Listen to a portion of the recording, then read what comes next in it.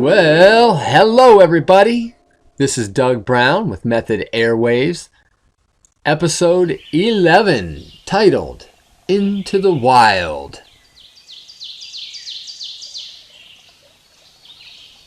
Today we're going to talk about ways to get rid of stress and anxiety. Maybe you're in your house, you're cooped up for way too long, you need to get out. What do? You get outside into the wilderness, hang out with nature, the sights, the sounds, the smells. I'm very fortunate that where I live, I've been here for a few decades, that in my backyard I've got about an acre and I've got woods, goes down to a ravine, goes to a lake with trails.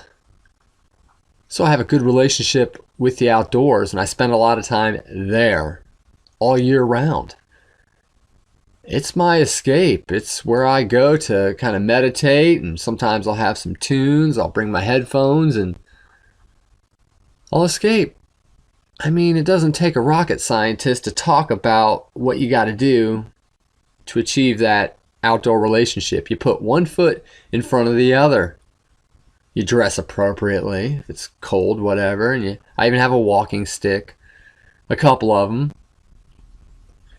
And I go outside, and I'm taken to a different place, and I'm transported to a happy place, a healthier place. It's just a place to clear your mind, a time to get away from people, and to be out there with your thoughts and clear your head. Today we need this with our world and everything that's going on. We're all just kind of drowning in what the world is giving us. You know, we have responsibilities, we have to pay bills, we have to do things. And when you're out and about, when you're out in the wilderness like that, it's all gone. It vanishes. It's just a great, great therapeutic escape that we can all do. Doesn't take a lot. It's not rocket science. You put one foot in front of the other. For me, I've been very fortunate that I've grown up spending a great deal of my time outside. Always had nice backyards. Or if not that, we could always go down to maybe a park or something, and just to be outside and to stay active and to eat right. I mean, there's elements about being a healthy human being that need to be embraced. And that's one of them. Physical fitness is extremely important. You have that bad day, maybe you're fighting with your parents or your boyfriend or your girlfriend or whatever's going on. Instead of punching holes into walls and screaming and yelling or doing something just completely stupid or getting into drugs and alcohol and negative behavior, you can go outside. It really is that simple. Go for a walk. Stay in motion while you're out there. There's so many sights and smells and sounds and animals. You're putting yourself out there in such a primordial state. I mean, people tend to forget that we are animals. Somehow, people think we're so superior because we piggyback on other people's inventions through so many years. But really, we're not so different from those bears and chickens and squirrels and birds. It's all relative. So we want to go back to that original state. It triggered this podcast as today I was going on one of my normal hikes, and I was down in this ravine, and I was thinking of the movie called Into the Wild, which I used for this podcast. And that movie was really inspirational. It made you think about your life and choices. Now, this is definitely a movie you have to check out. Titled Into the Wild. It was directed by Sean Penn, who did the screenplay, and it's originally from a book. But I first discovered this movie, I think it came out in 2007 or so. And it's the story of a young man named Christopher McCandless. And wow, what an adventure this guy went on. There's also a documentary titled Return to the Wild, which is about the film, and there's a bunch of documentaries out there about this. And yeah, this particular movie really weighed heavy on me for a number of reasons. Because Christopher was around the same age as me. He was a couple years older than me. And this happened in his early 20s. And it made me think of my own life and what I was going through at that time in the early 90s. I mean, it's quite a story. You have to see the movie Into the Wild. Please check it out. It sums up everything I'm talking about here. And I mean, he paid the ultimate price, without a doubt. His adventure started in April of 1992. He was 24 years old. Christopher McCandless. He walked into the Alaska wilderness all by himself. Nobody knew that he was taking off on this crazy adventure. And the movie talks about the pre-story and his family, and he had quite the background. Some of it I could really relate to, and some of it I couldn't. The main thing, I mean, his parents kind of came from a white-collar background. His dad worked for NASA, but his dad also had like this double life, and I mean, there was a lot of turmoil going on in that family to make Chris really react in such a way. He did. He graduated college. His parents offered to buy him a new car, and he had over $24,000 in the bank after he graduated college. I mean, he was set to start an adventure, a traditional adventure. But you know what he did? He took that money and he donated all of it to a charity that he liked. And he took his car and he just went out west, and he literally ripped up his dollar bills and his credit cards, his driver's license, and got rid of his car and just set out on this crazy adventure. And a lot of it's just wild. It's stuff, as a human being, sometimes you fantasize about doing. But going that extreme, sometimes it can work and not work. And in his case, sadly, it didn't work. He did. He spent 110 days in the wilderness in Alaska. Fourth day in, he found a bus, an abandoned bus. And that became his home. And it had a little wood-burning stove, had a little mattress, and he made it a home. I mean, you got to give him credit. He would hunt and cook, and he was living full on. And he had an extensive journal that talks a lot about everything he went through. But ultimately, he did pass away. He got sick. He ate something he shouldn't have. Really, making a long story short, he had a book that had all these berries that were safe to eat, and he ate the wrong berry, really. I mean, it made him deathly ill, and he passed away by himself. But in his journal, I mean, one of the last important things that he wrote was the fact that we need people, you know, and no one wants to die alone. And he had no idea that he would become this legend. People to this day go and visit this site of where that bus was or is. It's like a 2-day hike, and it's extraordinary. It does. It makes you think about yourself and your choices, and we all want to be independent. But at the same time, we need friends. We need family. We need to connect. Doesn't matter how much money you have. All those things, none of that matters. It's just a primal connecting to another person. People are the heaviest components of our lives. We need each other. There's a lot to learn from Chris's story. There's the good and the bad. And the good being the leap of faith that he took to transform himself into being his authentic self.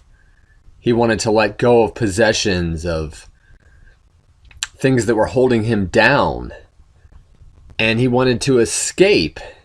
And he didn't escape to drug addiction, which a lot of people do. And in his journey, he met some pivotal people that landed him where he wanted to go. And he did it all on his own. And that is commendable in life. I think of my own journey and the choices I've made. I mean, I was kicked out of my house right out of high school, and I had to make a life for myself, completely independent. It didn't depend on anybody for money or anything. I used my skills, my talents, and I took a lot of risks.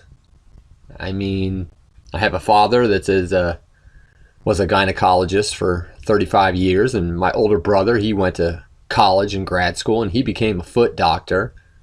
So they went a real traditional route. And my mom as well. She went to nursing school, and again, that's commendable. That's wonderful. I recommend school. But I did. I took a different path, and a riskier path, not a safe path, and I had the hurdles and speed bumps. But I found myself after so many years, and I've landed where I've landed because of my choices and my doing. And I have some pride in doing that. And Chris had that spirit as well. But what he was doing ultimately landed into his death, unfortunately. Had he lived, though, his story might have been completely different. He might have come back and wrote books and spoke about his journey and speaking at colleges or whatever. I could see that happening with him. And it's very sad that just something as simple as eating the wrong thing on his solo journey landed him not here with us anymore. And I can relate to his story in the fact that his parents really wanted him to go a certain direction. But to my parents' credit, they never did say the sentence, "We want you to be this, we want you to do that."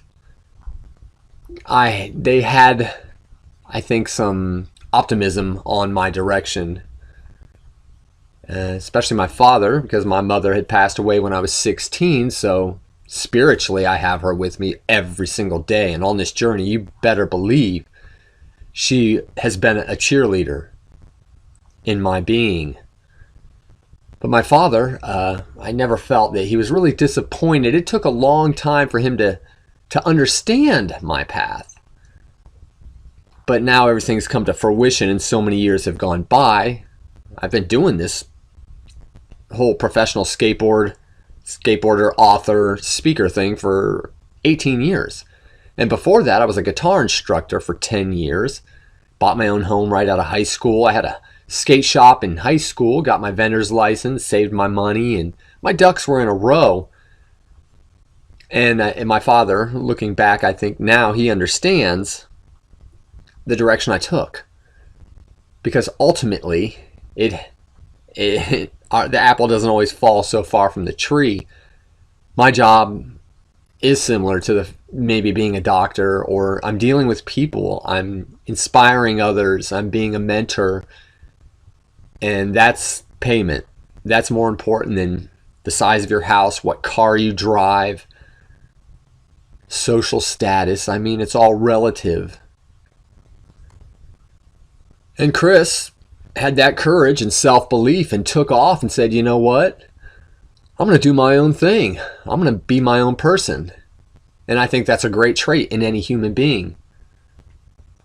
However, he did burn a lot of bridges. Kind of a negative side to his story is that not only did he eliminate his whole entire family, his friends as well, to just get up and go away.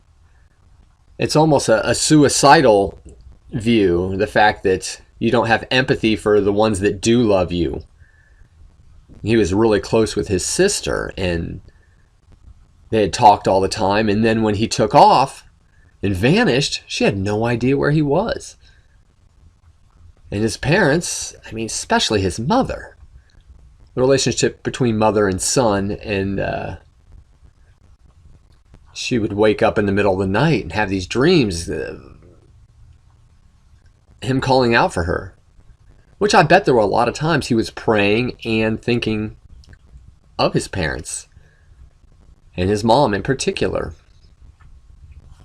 So that negative side of his story really is that we do need each other, and we do need people. You can be independent, you can do your own thing, but you still have to kind of play the rules of the world. Otherwise, we would have chaos. There is a responsibility in choice making in life. Look at the prisons. I mean, I can't wake up and say, well, I'm going to rob a bank today, and this is how I'm going to get my money. That's irresponsible. You have to have a conscience and think of a game plan in life of how to do things the right way. Nevertheless, wonderful film. Absolutely pleasurable soundtrack by Eddie Vedder, which is really fitting from Pearl Jam. I mean, it's a real acoustical album. It's just him. It's so raw and rough. I love the album. I play it frequently because it is like nature. It's simplified. That's how I look at nature. I mean, we're going back to our roots in the earth and our resources that are natural, not the unnatural stuff. With our life choices, you do have freedom. You have a freedom to choose to do the right, the wrong, your path. When you're outside, wow, in nature, you really feel that freedom more than you would, let's say, in downtown New York City. Something about that natural environment. And if you make a bad choice, you better believe you can get your freedom taken away. Which occurs when you make that wrong choice and do something illegal or just a bad choice. I've had my freedom taken away before, not in a huge capacity or never done jail time, for goodness sakes. But when I was in high school, my parents sent me away. And the first time I got sent away, I wouldn't say I totally lost my freedom, but it was a boot camp. So we're tying freedom and nature together right now in my adolescence. Wrote a whole book about my adolescence called Speedy Entry, Advice for the Rebel with a Cause Teenager. And I talk extensively about this adventure that I went on when my parents sent me away. It was the first time that they had done this. It was against my will. It was a rough time. I call it the Vietnam days of my life in my adolescence. But looking back, I am so grateful that I went through this experience because I got so much character development and independence and inner strength and physical strength from that time period because I was going through so much. All right, this was my 8th grade summer. I just finished junior high. I was 14 years old. And up until this time, I had a lot of friction with my parents. I was the black sheep. I was the family rebel. I was going a different path, and I embraced it. It might have come from my youth being the younger child and my brother being the golden child and that whole thing. So what I found out is, let's see, I was having a normal summer like any teenager. Skateboarding, microwave pizzas, girls, music, and more skateboarding and more skateboarding. That's what was flowing through my veins at that time, that summer. It was early July of that summer, 1988, where I woke up one morning to a knock on my bedroom door. Okay, it's early. I hear my dad behind the door. Doug, there's somebody upstairs waiting for you. Okay. Is it the UPS man? Did a friend stop by and visit? He proceeds, we'd like you to come upstairs. Strange, calm voice that was coming over him. And me, heart beating a little bit, just kind of naive, not knowing what to expect. Okay. Get some clothes on, run upstairs, and there's this gentleman He looked a bit like George Lucas. He had a flannel on and jeans, but he looked kind of familiar. And who was he? I'd seen this guy before. He was a family friend. He was a police officer. And what does he want? And, I'm not going to panic or freak out or anything. My dad said, well, he is here to take you to the airport. You are going to get on an airplane, Cleveland Airport, and fly to Billings, Montana. And for the next few weeks, you are going to a camp called Outward Bound for 3 weeks in the wilderness. I'm thinking, whoa. Ha! Okay. Deer in headlights. And I play along because he was a nice guy. I mean, I liked him. He was cool, and I just didn't feel like jetting out the back door. I mean, I went along with what my parents had set in motion for me. So we get in the car, we drive to the airport, talk the whole way like friends, and we fly to Billings, Montana. Get there late in the evening. It was really warm out.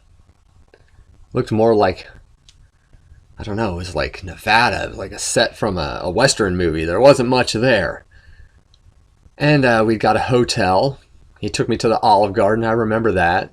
Just going along, being nice, and I'm sure my parents paid him. I think this was a hired job for him. So he was like, sure, I'll take this young man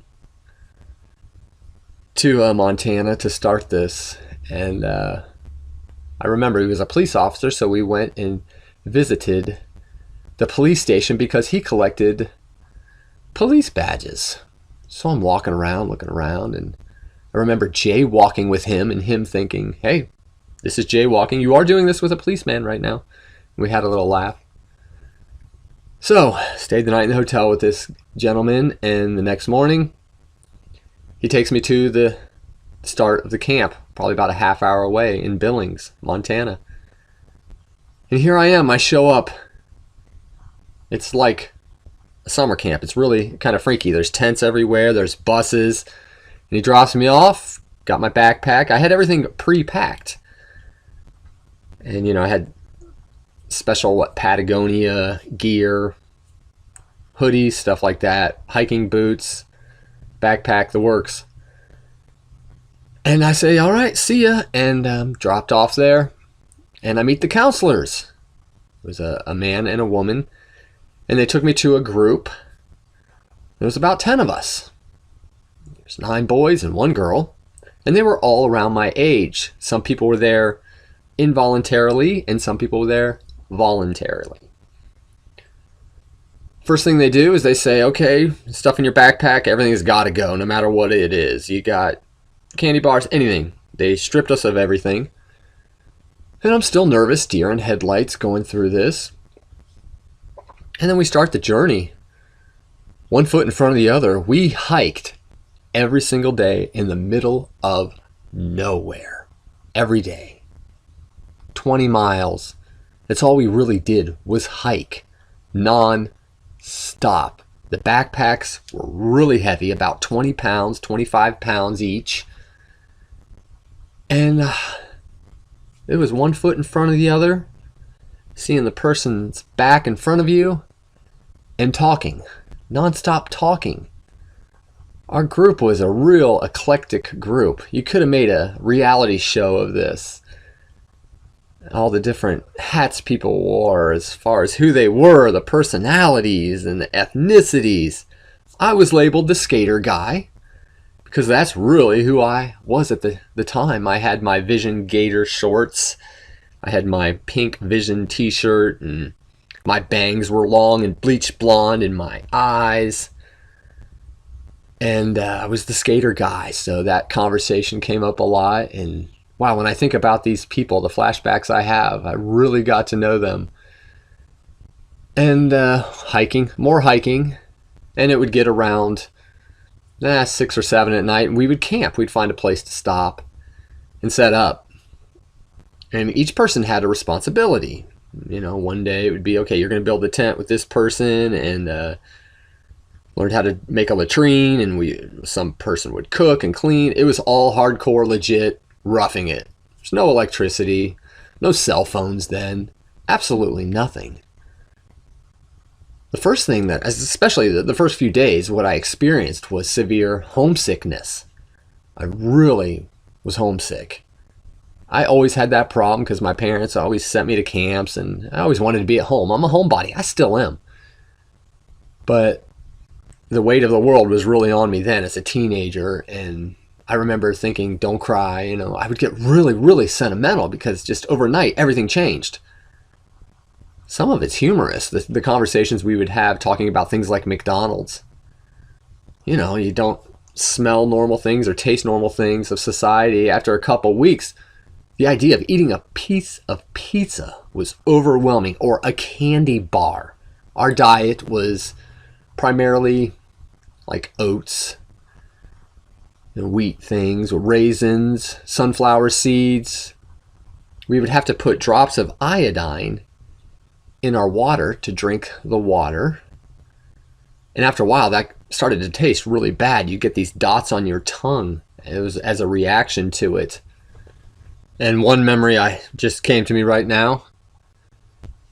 One morning we woke up and we had our normal plan. We did have a map, an extensive, traditional, old school, real deal map. Again, no Google Maps.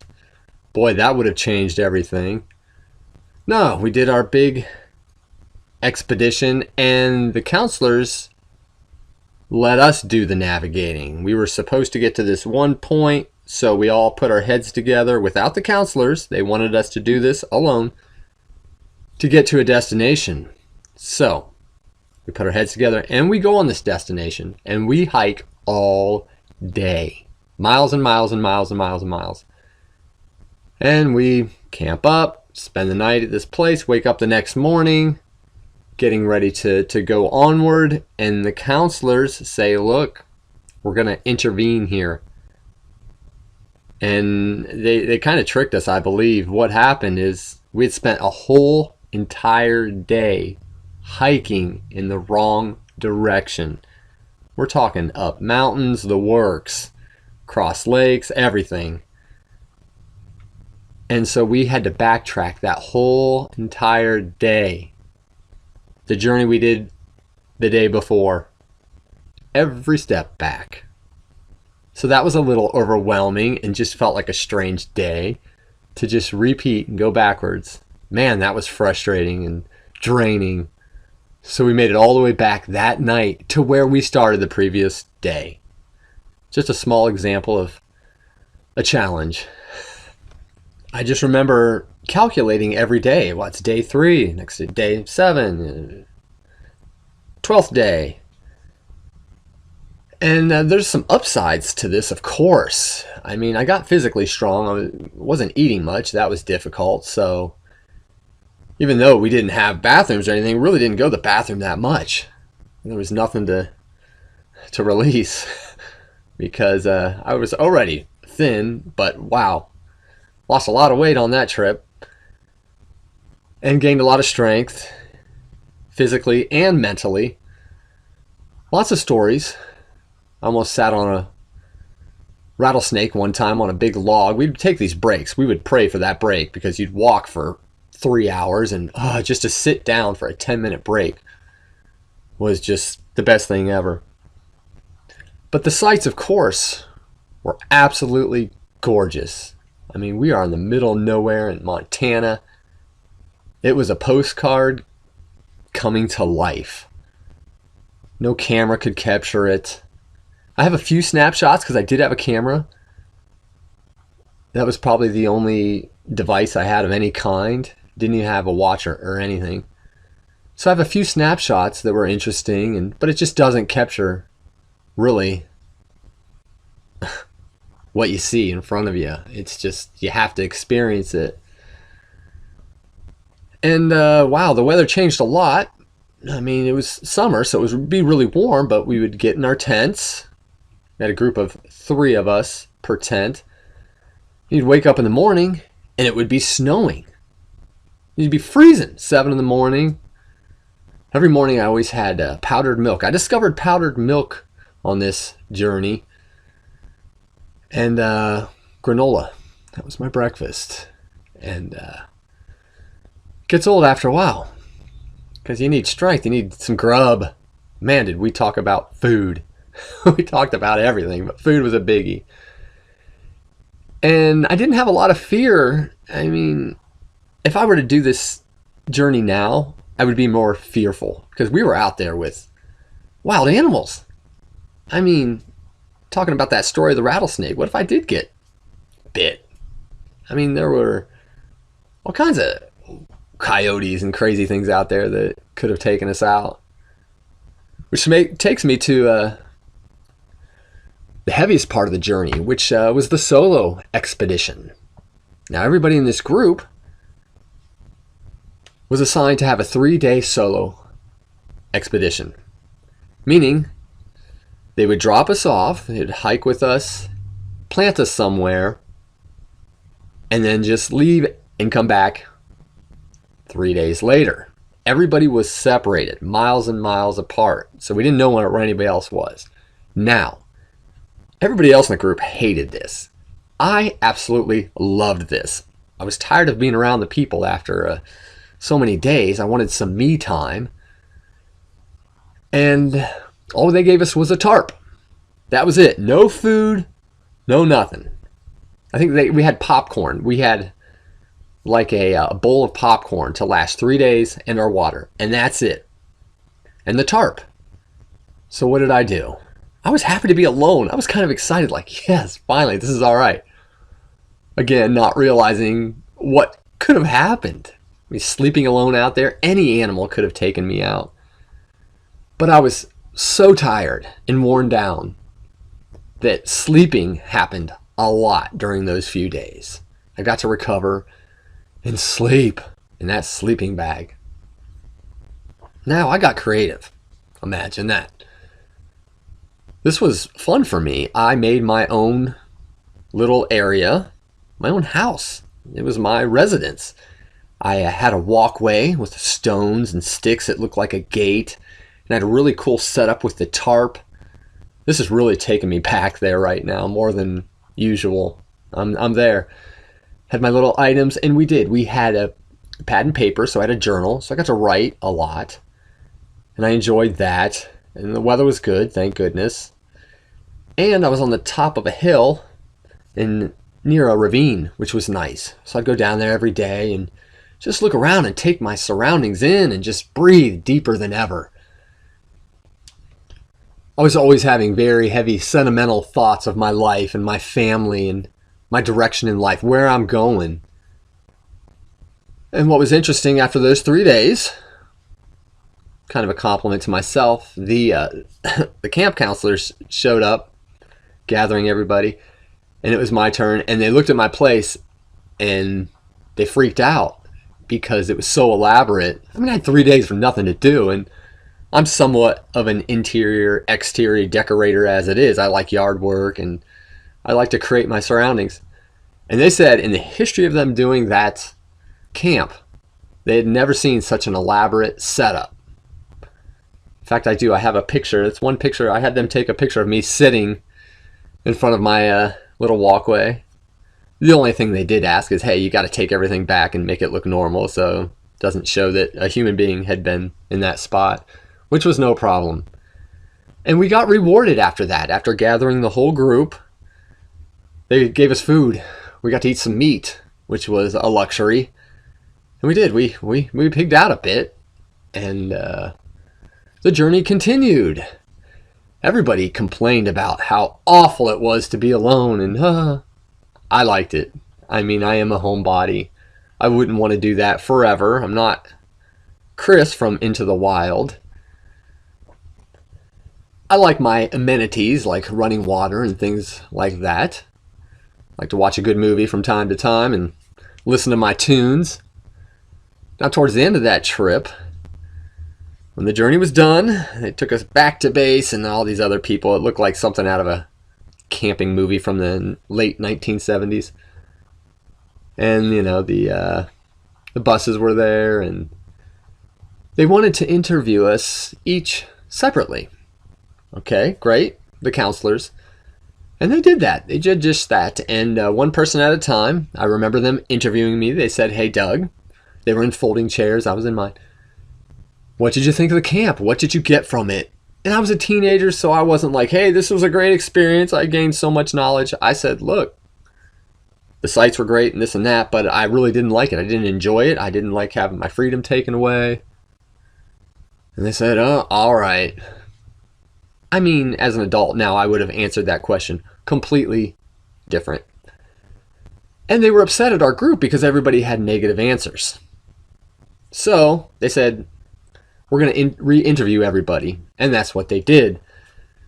One by one, and everybody changed their answer. "Oh, it was the best experience of my life." And I was the only person being so headstrong that I didn't really change my answer. I just kind of stuck to my guns and said, "Hey, it wasn't the best experience of my life." Of course, I was young. I was naive. And looking back again, I definitely am grateful that I went through that experience, because I know what it's like to not really have a lot. And the essentials to survive, and how important certain things are, your resources and people and communicating. And we definitely live in a society where there's so much pampering, so many devices. And just today on Facebook, somebody posted, "Oh, my heat went out. It's 58 degrees in here." And just, that's a small example, but just, they were all worked up over it. The idea of that is just completely nuts. We're all guilty of it, but that time period made me more than normal, because I know I would have been this way anyhow. My tolerance for what's important and what's not important, survival and what we can go through as human beings, was amplified. And it still is to this day. I think I gained a lot from that time period. I've always been somewhat, guerrilla in how I do things. I can fix a lot of things. MacGyver, if you know that reference. And not just with duct tape, I might add. But I know what it's like to do without. And what's your definition of something being broken, or what you don't have? It's like if we don't have electricity. If someone says you can't have electricity for a week, I know we won't die. I can stay entertained, whether it's playing my guitar or reading a book. Or small example, not the best example, but you get where I'm going with this. And I think as human beings, we need to have tolerance and really weigh in what to get upset about and what not to get upset about. How rough really do you have it when you don't have something, some device or something? So back to the camp. Before we got on the bus to go to the airport, we got to get our belongings that we first dropped off at the beginning of our adventure that we couldn't use. And I had a Walkman, which is a cassette recorder with the headphones. And I hadn't listened to music in weeks. So, putting those headphones on and pressing play and hearing those familiar sounds, oh, it was orgasmic. I mean, seriously, it was like an adrenaline rush to hear music again like that. It just sounded so clear and pleasurable. That was a shot of adrenaline for sure, and I was happy to have that back. Some of the normal stuff, I was buzzing. I was excited to go back into normalcy. Now, before I get on the bus to go to the airport, the counselors handed everybody a letter that our parents wrote while we were gone. And I still have that letter. I was so lucky to find this. I've read it before in some other podcasts about my life, but I have it here with me. And I remember sitting down on the bus and opening the envelope and reading this letter. It's a couple pages long. I'll just give you a short rundown. My mom typed it. She was a great writer. Let's see here. What'd she say? "Dear Dougie Bug." She called me a lot of kitty names like that. It's August 1st, 1988, Monday. "You're reading this now on the plane or bus as you're getting to come back home. I wonder how you are feeling now. I imagine you are very tired and have some mixed emotions, about all of this. Dad and I have spoken and thought about you a lot the past 2 weeks. You haven't missed anything here. I'll catch you up on the news. And it goes on to talk about my brother, chores, family. And it goes on. The high school schedules are coming out today, I guess. I talked to the school, and after you get home, we can pick up the schedule and walk around to find your classrooms. I can't believe you will be a freshman. Time flies. It's like starting a new leaf for you after junior high. We hope you can settle into the high school routine here and have a good year. I know by the time you get out of junior high, you had gotten pretty tired of school. The next 4 years are so important for you in so many ways, and we are looking out for your best interest, although I know you have some severe doubts. We've not had one of our better years together. I know that, and I feel very sad that you've called me names. That will not continue. Always chokes me up every time I read that, because I have a lot of regrets. Folks, with the people that are around you, tell them you love them.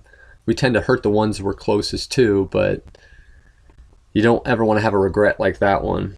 And continuing, it says, Grandma and Grandpa are looking forward to seeing you Sunday night when you return. We'll have that pizza waiting for you. And please let your poor mom give you a big hug. This was a very difficult decision sending you to Outward Bound. But you could not give us any assurance you wouldn't run or give Dad a big hassle. Grandma's busy making her cookies for our West Virginia trip. I know it will be a welcome relief to get some rest. We will be going on Monday, and you can sleep all the way down like you usually do anyway. Did you take your camera? I bet the scenery was something else. Well, Doug, I'm so proud of you for completing the course, and know there were tough times for you. But I also know you're capable of anything you set your mind to. I'm sure you were tested many times. You're a special, unique person with so much going for you, and I appreciate that zest for life you have, but I am concerned about all the anger you have locked inside. Let us help you. You're very important to me, and I care so much. Love, Mom. XOX. Whew, it's kind of hard to read. I mean, wow. So I read that on the bus, and reading it so many years later is a lot different. Whew, exhale. Time machine. The power of the word, the written word. So, after reading that letter, takes us to the airport, and I get to fly alone, which is cool. But at that airport, I remember going to a Friendly's restaurant.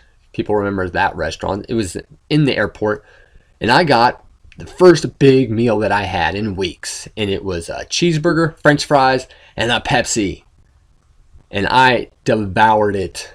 Man alive, every bite was just crystals in my mouth, exploding. Amazing.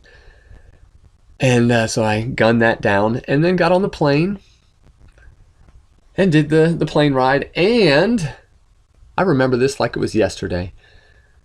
Right when I landed and it was time to walk down that, walkway to get off the plane, I had synced up Guns N' Roses' Paradise City on my Walkman tape deck.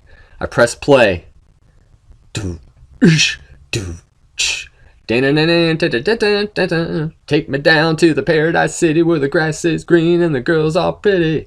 Oh, won't you please take me home? It was perfect. Perfect moment of song and moment. I'll never forget that because it was so good to be back home. My dad was picking me up at the airport in his little Fiat car, and I was really jazzed and stoked to see him and to talk about the trip. I felt like a soldier. I mean, I gained a lot of strength. I was a little taller because I was growing during that period, and we talked about current events. I remember the soft drink Coke just came out with a new flavor. That was a big deal. I mean, we had no internet, no nothing. We couldn't communicate with the outside world in any way. So we had no idea what was going on. So that was kind of fun. And when I got back, sure enough, my mom was true to her word. She had a large domino pizza ready for me with pepperoni and a 2 liter of Pepsi. And you know what? I sat at that table and I ate that whole large pizza and drank that 2 liter all by myself, getting my system caught up. I'll never forget that. My grandparents ever looked at me like I was crazy, but I was hungry. Rightfully so. You don't eat for a few weeks. Trust me. Yeah. So I survived that camp. Boy, did I ever. And now that I was home, my grandparents were already there. Grandparents on my mom's side, the McPeaks, the best grandparents ever. But we were set to go on our family vacation the next day, which was bittersweet. I was just glad to be home, but here we go. I'm going back into the wilderness, but this time, some running water, a nice cabin. Now, where we went was a place called Canaan Valley in West Virginia. Now, loads of history here with this place. When my family first moved to the town of Worcester, Ohio, my dad had a coworker that had mentioned a neat place that his family went. And this was in Canaan Valley in West Virginia. So my dad said, well, it's affordable, cheap little small vacation, let's do it. And we went there for a week. This was probably maybe 78 or 79. So I was probably 5 or 6 years old. And we went there, and we went with my grandparents on my mom's side and had a great time. I mean, this is a vacation that's just traditional old school from canoeing. It was on a lake. We would go for hikes, and it was all outdoor in the middle of nowhere, and had a small little grocery store. It was something out of a storybook. Now, that vacation followed us every single summer. We went there with my grandparents. Typically, my brother and my dad would drive in his little Fiat car, and I would go with my grandparents in their big Suburban and my mom. And this was a time before seatbelts, pretty much, so they would make a little bed area for me in the back of the Suburban, and I would lay down and sleep the whole way there. I'd have my little cassette tapes and headphones, and it was only a 5 or 6 hour journey, but at the time it seemed like it was just like we were going across the nation.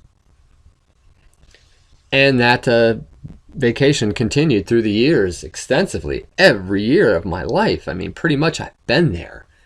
And we even started to go in the winters. We would go skiing to a place called Timberline. There was 2 ski resorts there, so that's where I discovered snowboarding. Being the family rebel, they all skied. Of course, what did I do? The skateboarder? I snowboarded. Now, this was before now you can go to any ski resort and snowboard, but not then. So only one of the places had allowed snowboarding, so I went to Timberline. Now, the vacation did start to fizzle after my mom passed away, and we still went, my dad, my brother, and my grandparents. To my dad's credit, he stayed really close to my mother's parents. Had a really strong relationship that continued for many years until they passed away. Now, after this time, I was the only family member that kept the tradition going, no matter what. It got to the point where the cabin became more expensive, of course, for the week, so I would get it maybe just for a weekend. Then it got to the point where I would just get like rent a small townhouse or something there, and just so I was down there. So there were many years where I was the only family member carrying the torch of Canaan Valley, West Virginia. And through the years, my dad had taken my stepmom and my step siblings there, and so it's still alive and well. But when I was down there for those years, my mom's spirit and voice was definitely in the wind. This is the type of place, taking it back to our theme here of Into the Wild, that you are one with nature, that you are far away from civilization, and I know every nook and cranny in that place, in Canaan Valley and the near town of Davis, West Virginia, and Thomas, West Virginia. They'd have these cute little stores, and the Blackwater Falls. Would visit that all the time, which was a big place to go and see the huge falls. And there was a national park there as well, in Canaan Valley. We would go to the ski resort in the summer, and they would do chairlift rides, and I kept it going. And one of my favorite restaurants in the whole world, I've had people ask me this question: if you could have one meal, your last meal, what would it be? I would choose Big John's Family Fixins in Canaan Valley, West Virginia. Best pizza in the world. My dad and my stepmom, and they think it's just awful because it's kind of loud and it's somewhat of a CC's type restaurant, but it's small and the food is just so good and everything tastes better, when you're out like that. Something about that place. So that's the meal I would choose.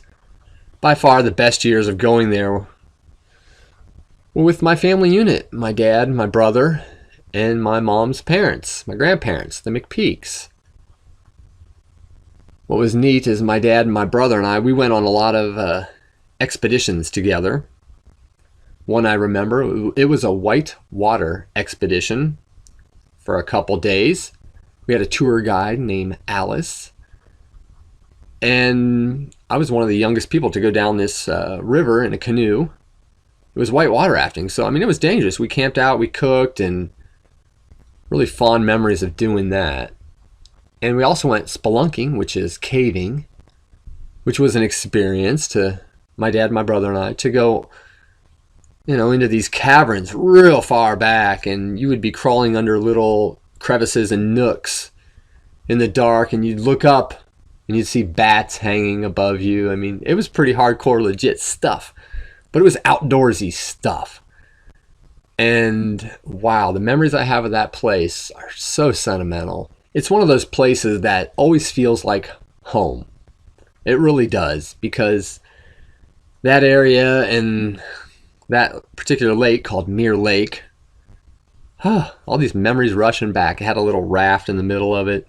My brother and I used to jump on top of there. I remember pretending to be John Taylor from Duran Duran with the canoe paddle. We always ate well and cooked out. My grandparents would make food, and we even went fishing, my dad, my brother, and I, and my grandparents, they would fish also, and we would take these fish, put it in a bucket, and hardcore old school cook it and eat it.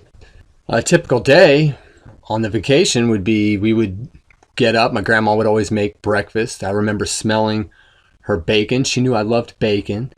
And she always made a load of cookies before we left so we could all eat them during the trip. And after we ate, after a day of canoeing and fishing, everybody, even my grandparents, we would all go on a big, long, hearty hike. And they were in their mid-70s. Looking back, that's pretty cool and inspirational. My parents, very fortunate, they were active. They played tennis. My dad worked out every night, and they just stayed in motion. So if you do have children, I would strongly recommend encouraging them to go outside, even to do like a family bike or hike or just a walk around the neighborhood. Anything to get them away from those greedy little devices. If you've seen the movie On Golden Pond, which is one of my favorite movies of all time, it's very reminiscent of that film. My experience in Canaan Valley, West Virginia.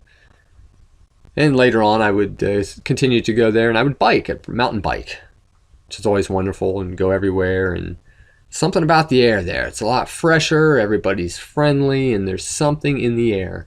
Unfortunately, the cabin that I used to go to is so expensive now that I can't really make it there as much as I used to, but it's still in my heart, and I will go back there for sure.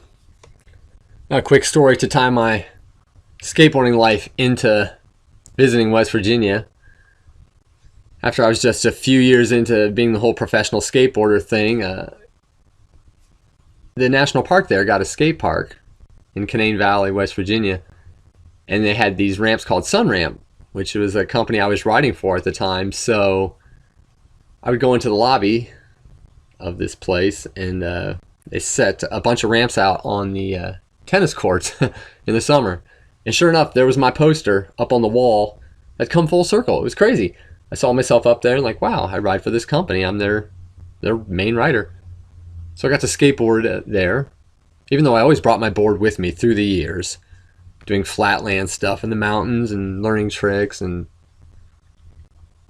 I was recognized in Canaan Valley, West Virginia one time. I was walking up a hill and a guy looked at me and he's like, Doug Brown. So that was kind of cool. He had saw me in an event years ago. Had something or other, but yeah, my skateboarding followed me all the way into the wild. Now, a couple other movies worth checking out that deal with this topic, and one is called Wild, which came out in 2014. It's the true story about Cheryl Strayed, and Reese Witherspoon plays the main character, and she sets out on this hike on the Pacific Crest Trail. It's one of the country's longest and toughest through trails, so it's like thousands of miles, and she went on this journey having zero experience in hiking, and she pulls it off, and it's definitely one worth watching. It's a great example of a person wanting to make a change, to go through a transformation, a metamorphosis, to become something new. And in this movie, that's what she does. She had such a hard, checkered past. Alcohol, partying, doing negative things, making bad choices. She didn't like where she was. So she had chose to just go on a crazy adventure in the outdoors. Much like Chris, but from Into the Wild, but a different way. A more conventional way. However, a heck of a journey to do, and she pulled it off, and what an interesting, inspirational film. A must-see. Check that out. Now, the other one is a documentary that comes to mind. You got to see this. It's called Free Solo. Now, it's a documentary, National Geographic. It's pretty extraordinary. This guy's a professional rock climber. His name's Alex Honnold. And he's in his early 20s, and he climbs without ropes, harnesses, anything. His holy grail of climbs it's a mountain called El Capitan, also known as El Cap. I mean, it's vertical. It's like straight like a wall in Yosemite National Park. And he pulls it off, and it talks about his life story. I mean, this guy's been climbing. He's like a prodigy of climbing. It's insane. Something I would never go near. But it's also outside. It's inspirational because he found his voice through climbing, something outside. I mean, he's made a lot of money from his books and the film and documentaries, but he still lives in a van. And he's quite a character, but worth exploring, and watch that documentary. You'll be inspired to go outside, maybe not to climb, but you can climb, a hill, some rocks. Don't put your life at risk. I wouldn't recommend that at all. But I love that film. I love documentaries like that where they dive into somebody's life and they're going through a challenge and they come out the other end. Anything on Everest, too, is always inspirational and fun to watch. I would never climb Mount Everest, but the lengths people go to pull that off is extraordinary. Now, going back to my Outward Bound experience, at the end of that camp, I'd received a certificate, which I still have right here. It's called the Beartooth Wilderness Expedition. That's what it was called. Their motto is to serve, to strive, and not to yield. So I'd received that I had successfully completed that journey, and they gave me a little button, which was probably half the size of a penny, but I still have it to this day. It's gone missing. I refound it, thank goodness. Just a little memento to remind me of that time period of my life.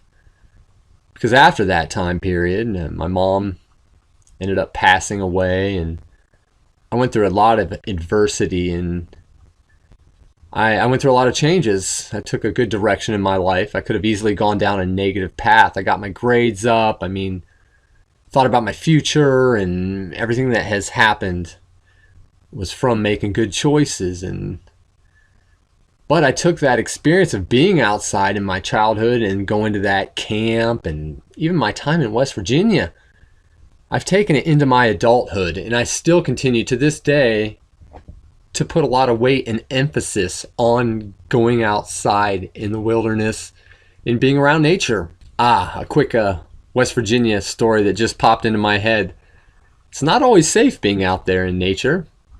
And West Virginia, when I came back from that camp, the next day we went to West Virginia, and a few days into staying at the cabin, I put out a pup tent by myself, probably about a good mile and a half away from the cabin. Just myself. And I had a little fire. I mean, it was pretty legit. But the next morning I had woken up and went for a little stroll, and what did I find in the woods? Hello. I look and I get near a tree. I see a black bear and his two cubs, and instantly I freeze and they look at me. Now, this was a moment where I could have been devoured by a bear. And they say don't run, this and that, but that's easier said than done. So I decided, well, how far am I from this, from my cabin? And I did. I counted to 3 and I took off. I had big, heavy hiking boots that I'd received from that camp. And I ran like there was no tomorrow. Went back to the cabin, heart beating. I was, in my head, I was being chased by a bear. Nothing could have happened. It probably just turned the other way and went back to its business. But I was in fear, and it's a story. But isn't that life, the risk we take? Being one with nature, being out there, essential. Recommending that you go for some hikes. Get yourself a walking stick. Breathe the fresh air. Escape the world and the constraints and the reality of what we're under. There's a lot going on in the world right now, and we need escapes. Not just music, movies, friends, socializing, being able to connect with others, even if it's through FaceTime, Facebook, emailing, phone calls, which to me are more essential than anything. A phone call is a better way to reach somebody than having a chat message, probably. That's just the generation I grew up in. Now, in closing, I have a poem here that I wrote, I believe, my sophomore year in high school, as an assignment I was in a class called Poetry of Song, where we did poems, and one of my favorite courses I took in high school. And I have the poem here. I typed it out on this paper from back in the day. I can't believe I still have this, but I'll read it for you before we leave. And I haven't honestly read this since back in the day, so this is a first. I don't remember it too well. It's called Weeks in the Woods. I've spent weeks in the woods. I've seen society and electricity vanish. I've tasted bristle stings on my tongue. I've heard stunning silence in my ear. I felt the solid rock on my back. I breathed the air thin. I swallowed the tarted iodine water. I danced challenges of death, and pushed and pulled landscape, and slept empty stomach solo. I've lived and learned the height worth reaching can be reached through one thing: belief. And there it is. That was about 30 years ago. And I get it. That's me. Yeah, I stand behind that still to this day. So get outside, everybody. Be safe, be well, and be kind to each other. That's also very, very important. With that, Doug Brown here, signing off for Method Airwaves. Take care. Till next time.